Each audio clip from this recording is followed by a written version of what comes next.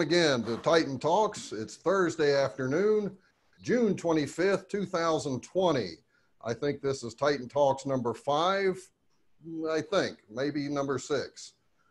Today we're going to go out and look at what's going on in the assembly area and also just have a little bit of time for chit chat because that seems to be fun and popular. I like it, and I think some of y'all like it. So here we are. We're going to start off. Like I say, it's about 4:30 in the afternoon here on the East Coast in Boonsville, Virginia. And our plant operates Monday through Thursday, 4 10-hour days. So it works very well. So everyone's still here working. And then tomorrow they'll be off while the office will be open some. So here we are. We're going to go out into the plant and look at what's going on in assembly. Here we go. Let's see here. All right. Everyone hear me okay?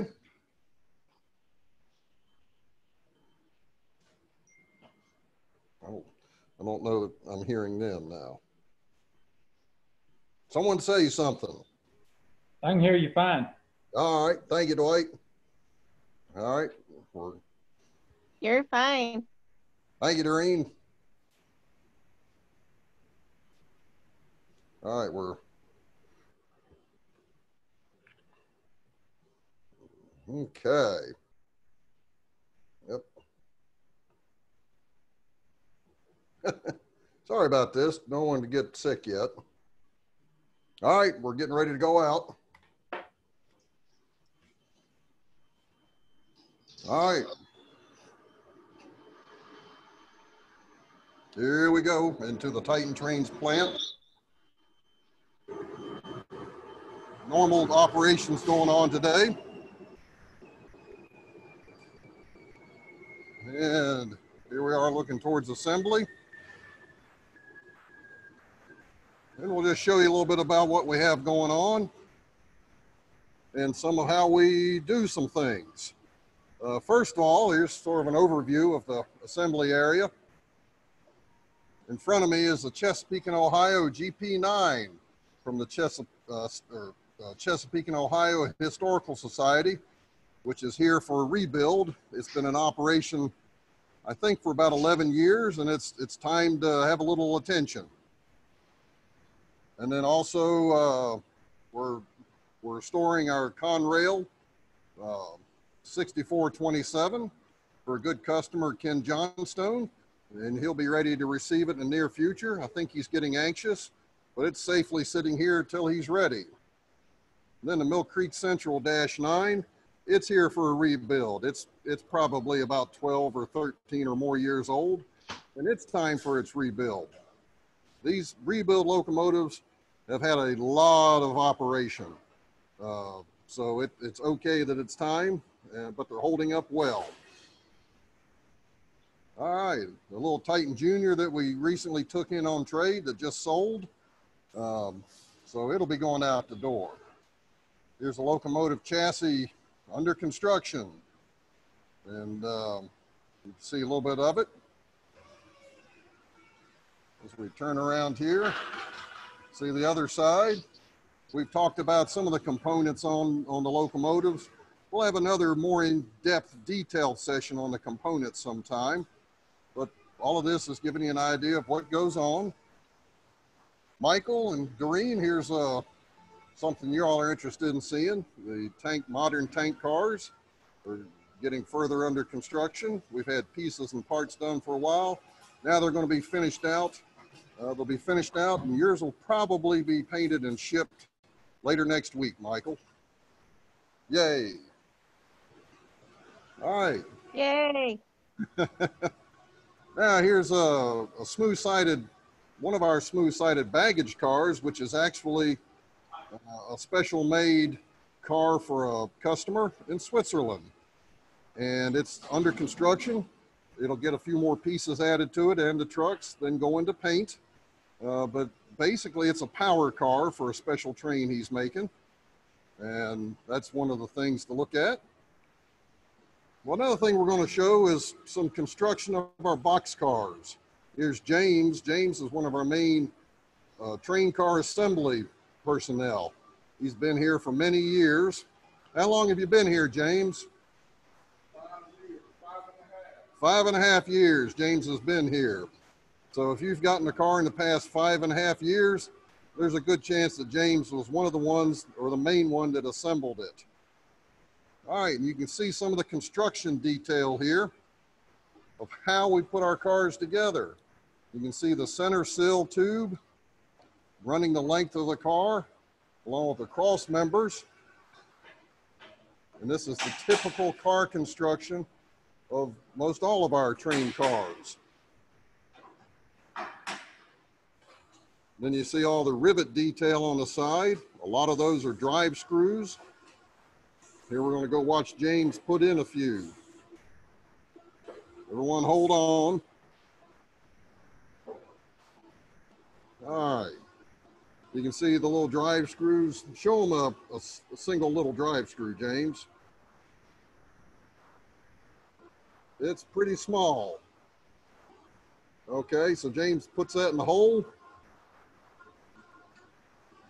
And then we have a special press to press it, but it's still in hand operation. Even though we've CNC drilled the holes on another machine, it's still down to a hand operation to put them in. And then we have a air press that presses them just right in special fixtures. So we do that for most all the drive screws. And then also the rivets. When we're actually doing a rivet, it's a similar operation. We use a rivet anytime we're holding more than one piece together. There's James showing a rivet. It might be holding an angle on. And typically, here's James, he's going to put an angle on.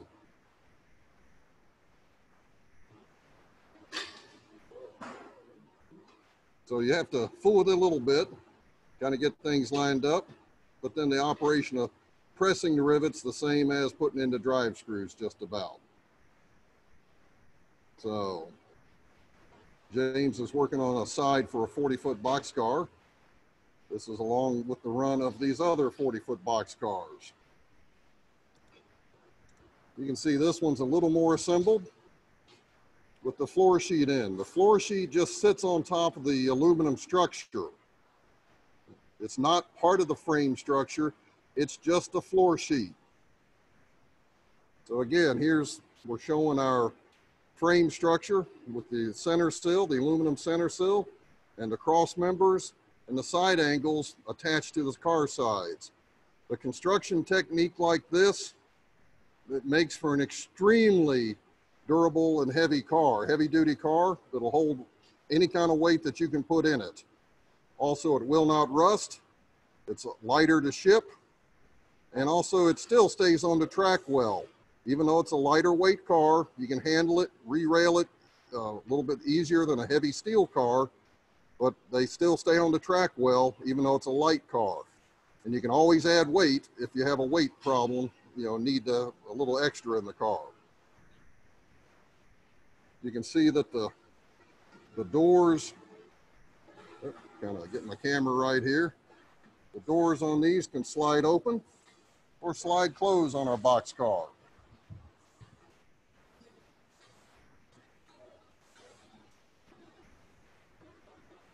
You can see that over there we've made up some of the ABS plastic boxcar ends, and then they're getting ready to go on the cars. Here's one that's been assembled onto the car, and it's attached. A lot of things that we do are sub-assemblies, like the boxcar end or, a ladder strip, for the detail ladders on the end. Lots of little parts and pieces. Now back to the tank cars, Michael. You can see these under construction. Of course, they're upside down now. And a little bit of the light I know is bouncing off, but you can see some of what's going on. These will have a top cap hole in the top of them where you can reach in and put beverages or ice or whatever, because they are sealed on the inside so they can carry liquid and make a great beverage car. So here's the beginning of them. A frameless car design where we incorporate the tube as part of the frame, just like the real tank cars, and then attach the end frame members. In a couple of days, these will have all of the details on the cars finished out and going into paint. Any questions so far? Jim, I have a question. Sure. When you say the inside is sealed, what is the substance you use to seal the inside for use as a rolling ice chest? We seal it with the silicone seal on both sides of a bulkhead inside the car. Thank you. Uh-huh. The silicone seal, it works good because it's flexible, takes the temperature swings of the car, whether it's out in the heat and then has ice dumped in it. So that seems to be the most effective. We've been using it on our smaller tank cars for about 20 years, same method. And so far it's been successful. How long does it last? We don't know. We've never had anyone say that there's been a problem. Thank So you. it lasts a long time to our knowledge. I've had mine for about 20 years. There you go. No leaks. So it works. Excellent. Any other questions in the assembly area here? Now that you can kind of see some of the framework and what we do on some of the cars.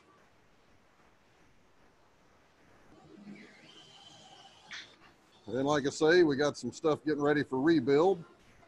And then the new stuff that we're working on going out the door.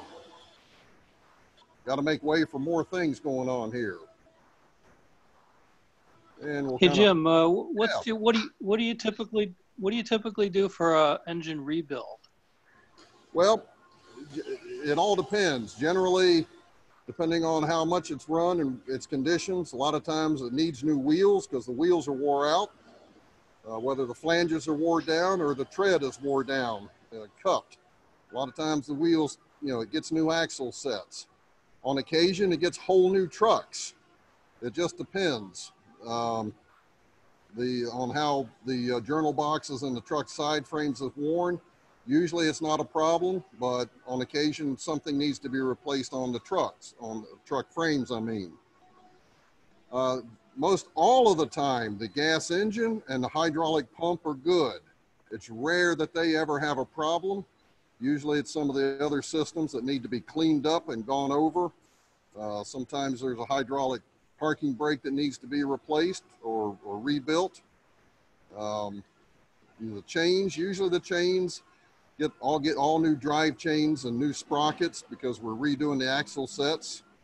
A lot of times it goes through and we do a complete rewiring job because the wiring gets beat up over time, mainly from mice. Mice and rodents getting inside the trains, that tends to be the biggest problem and cause damage. And then also just sometimes neglect. The wiring gets beat up and corroded and from just no maintenance over the years. So a lot of times we just go through and completely rewire it as we're doing this. And then also just a general cleanup and make sure all things are functioning, from the fuel float valves to the gas gauges. Rarely is the rebuild involve anything that's really major. And like I say, most all the time the gas engine's in great shape. The hydrostatic hydraulic pump is in good shape. The motors on the trucks are usually in good shape, but all are checked out just in case something needs to be done to them. And it's a lot of just cleaning and repairing little things, rewiring and making it look new, putting some parts on that have fallen off, paint jobs, new railings, things like that.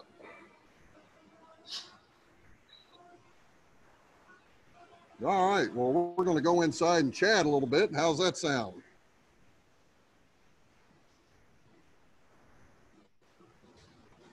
we'll go back in the office.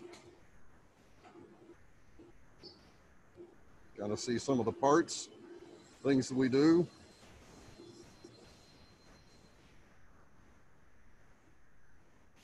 All right, Corey.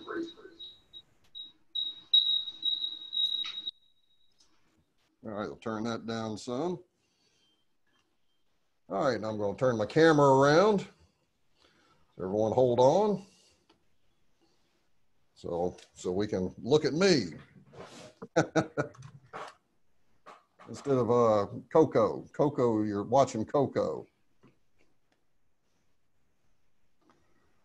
All right, so it's starting to get hot out there, even though it's pretty good breeze today through our plant, because we have big overhead doors on each end where the wind gets to blow through. So, any questions, any chat? Jim, I have a question. Yes, sir. On those new brakes that you've got, that the automatic braking system you got, Yes, sir. how do you move the cars whenever they're not connected to the pressure?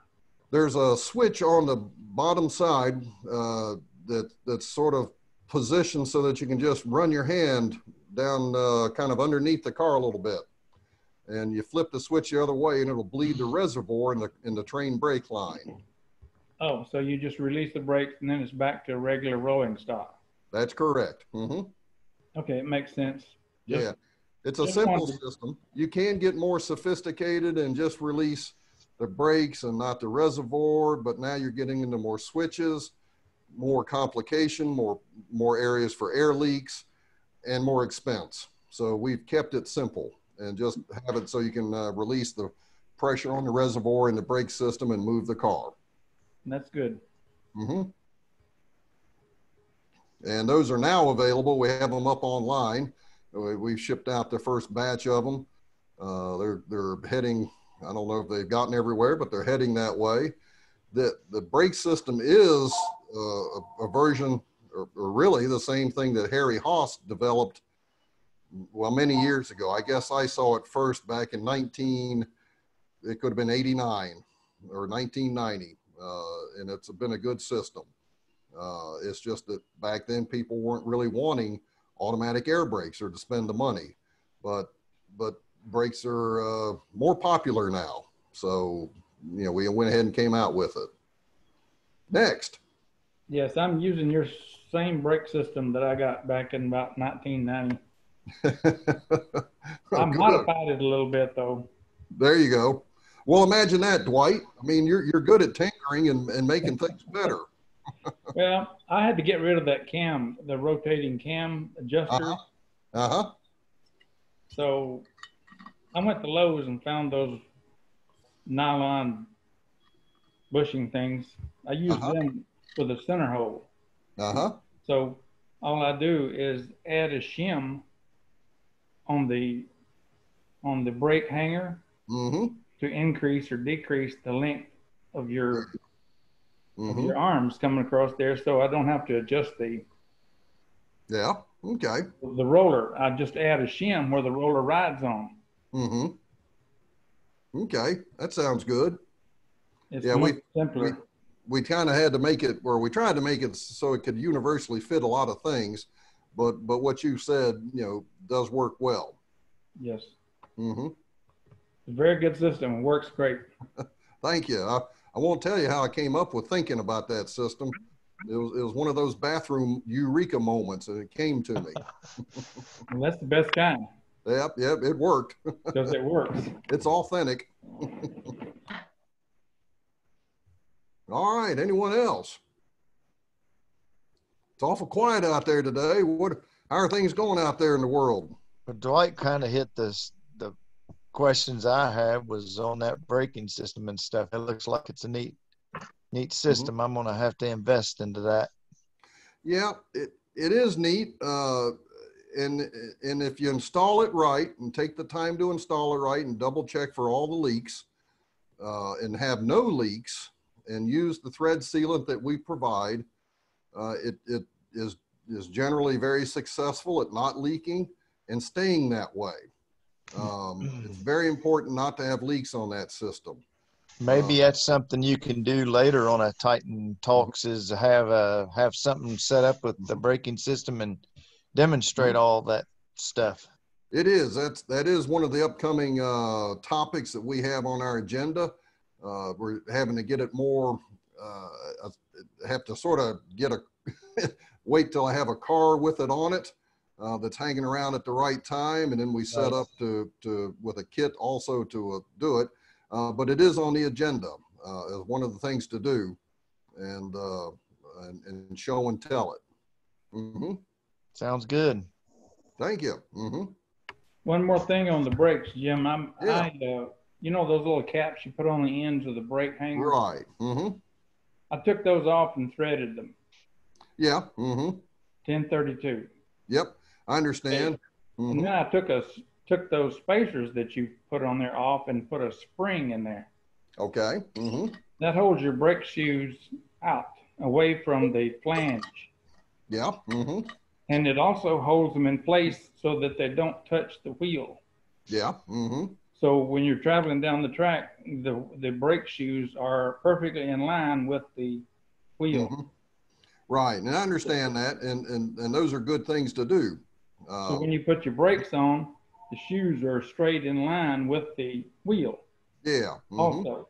Mm-hmm. So that also reduces friction as well as noise and that little squeaking.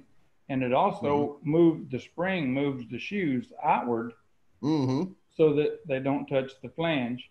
And then you can adjust the shoes clearance by tightening or loosening the nut on the end. Yeah. But you got to Loctite that nut. That's right, or it'd fall off, I'm sure. I had one to fall off back in about 2005. Yeah. Yep. Now this is a good forum for little improvements that people have made to our product. We strive to put out something that's pretty good and it has a value, as much value as possible. There's always room for improvement, and that goes to show you some of the things you can do for improvement. Hey, Jim, I wanted to thank you for sending me promptly some supplies. Appreciate that. Sure.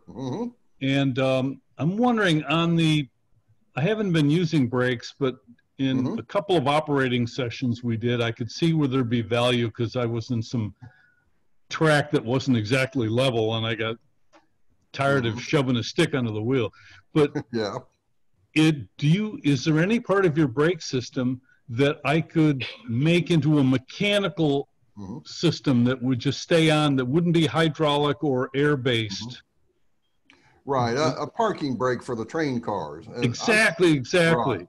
And I'm familiar with what you're talking about. I mean, we do not have something like that available. I have seen some people hook up a sort of a push-pull cable and a little locking mechanism for the push-pull cable in lieu of the brake cylinder. It is tricky to get it all stuffed under there so that the wheels aren't touching it and everything turns, but I have seen that on some people that wanted that. There are some people that have, for instance, in a caboose, put a small compressor and a little key fob, on-off key fob, where they could turn on the compressor and turn on air brakes that way, and the caboose would maintain while it's parked for a little while.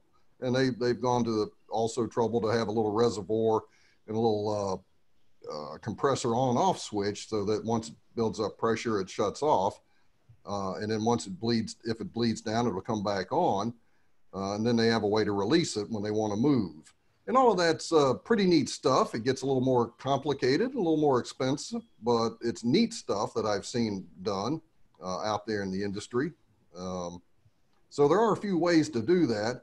And in some cases, it just comes down to sometimes get a good stick or a good chalk block to put under the car. Is the simple way. But you can take it as far as you want and make something nice. So which brake system, if I wanted to kind of buy it and kind of fiddle with it, which should I start with your hydraulic one or the air one, or? Well, on the air brake system is the standard, the regular air brakes, because the way this works, we sell the air brakes that go on the trucks, the system itself that goes on the trucks, and then that will work with either our straight air system or our automatic air system. Okay. It's two separate components there. But to fiddle with it, I would buy the air brake. Okay. We also offer vacuum brakes, but vacuum brakes are fading in popularity now, and also just technology. Vacuum cylinders are getting harder to come by, and the need for vacuum cylinders on cars are getting fewer. So air brakes is more of the future and the way it's been for a while, and also very effective now. Good. Okay. Thank you. Jim, just for fun, you might try a hand pump. Yep. For the just like one car. Yep. That's another way to do it. You can go to not Tractor Supply, but Harbor Freight and get one of those hand pump vacuum pumps and switch the air to the pressure side. I set up one like that for a guy, and it worked real good. Yeah. Yep, well, that's a good, simple way. I have a tank that I'm carrying already, a pretty high volume tank. No, you don't. So I could tap into that for pressure for the brakes then, right? Yes, you could. In other words, you could have it set it up so that you could just have an on-off switch, basically where and probably a regulator. You want to regulate it down to about 40 or 50 pounds, and you just turn the brakes on. And you use the system uses very little air unless there's a leak. So your reservoir would last a long time, and you could easily make it a parking brake by doing that. Okay. And then once you switch it off, you could, if you had a check valve, you could have your regular brake system. Okay, great.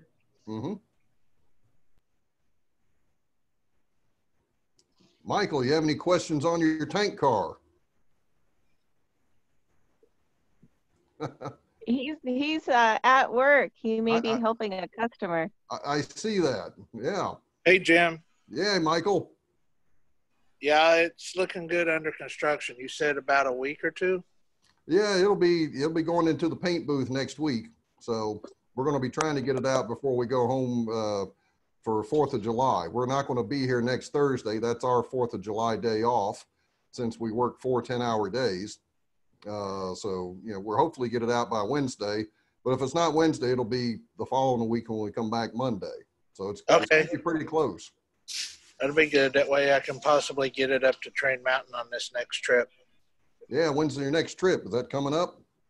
We're going up, I think, the 10th for a few days. Okay.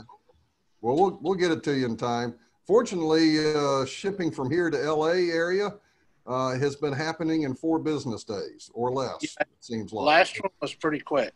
Yeah, it's amazing. That's a good route that our carrier takes. We can ship something out of here on Thursday afternoon, and it's sitting in LA Monday or Tuesday. Seems like. That's phenomenal. Well, if not, our next trip is about August 10th. Okay. Would it be better to ship it direct to Train Mountain? We can do that too. I'd rather it would just sit there outside for a few days, and I'd rather it not do that. He wants to touch and feel it and see it. Yeah. Don't take that away from him. Yeah, but the thing is, Jim, I got no more room here in LA to store stuff. Well, I think the person in charge of that. You need to get with them and take care of that. Yeah, I think I know the shed manager pretty good. Yeah. Any other questions? How did Dick McCloy like his B&O Jeep 9? I didn't get to see it running. I had to leave. Yeah, Mill Creek. Yeah, I'm pretty sure he liked it a lot. He's sort of quiet on that sort of thing, but yeah, he likes seeing it and seeing it operate and operating it some himself. And I think he got a big kick out of it. Yeah, they kind of threw me for a loop. They said, "Why don't you take that train up the mountain division?" They didn't tell me that there was a grade up there. Oh yeah. So So when I started in a tunnel, I had a 19-car train. Yep. I accidentally hit the brake and set the brake up, and I actually stopped in the middle of that tunnel with that 19-car train and pulled away out of that tunnel. They were surprised. For those of you that aren't quite familiar, David has a GP9, one of our GP9s, Chesapeake in Ohio, and he was at a track last weekend and I saw him, and he's talking about a very steep hill with 19 cars in a curve in a tunnel, and he got it started on all that. Yeah, they say it's 5% is what they told me. That's a steep sucker. I know that. So that gives you a little idea of the power of our units. And you know, it never slipped, wheeled it slip, not at all. Good, good. Well, I appreciate it. Glad See, to hear that. If I'd have known that grade was there, I'd have had my RPMs up more. Yeah. Because, you know, the initial grade climbing up to the tunnel wasn't no big deal. Yeah. But once you got in that tunnel, you found out real quick when everything, you know. But so from there on out, I just made sure the RPMs was up, and I just went right on up through it, you know, no problem. Yeah, good. Glad to hear that. I'm not surprised to hear that, but it's still always good to hear that. Any other questions or comments? We're getting towards the end here. You know, one thing, these Zoom sessions are apparently looked at worldwide, I'm finding out, by a lot of people looking at the recording later. So now's your time to shine on a Zoom session and be known worldwide. So speak up. All right, good to see you there, Michael. All right, well, appreciate having y'all join us. Look forward to doing this again, and we'll see you shortly. Hope you all stay well. We're doing well here, and we'll be back in 2 weeks. Sounds great. All right, y'all take care. Take care, everybody. Thank you. Have a good one. Jim. Bye-bye. Y'all take care. Thank you. Bye. Bye-bye.